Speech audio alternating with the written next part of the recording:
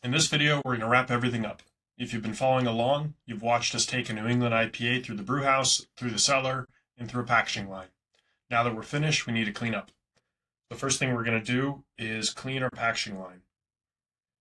We're going to hold to start cleaning. That's going to mark that now it's in process being cleaned. Now we can complete it. Likewise, now we're going to go to sanitize it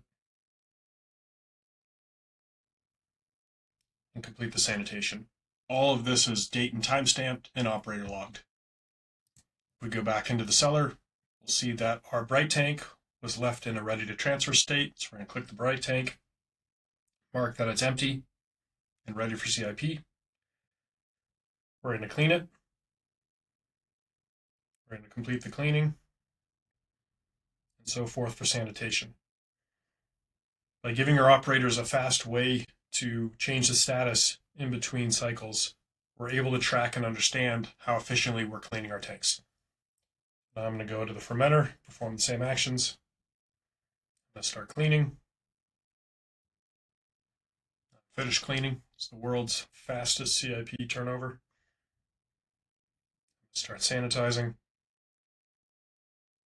Now I'm sanitized. So now we're good. Only equipment that's sanitized can have fresh batches transferred into it.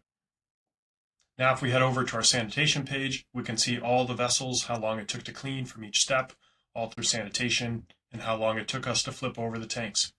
Now that they're clean and sanitized, they can be transferred into with fresh batches. That's it. Ready to go.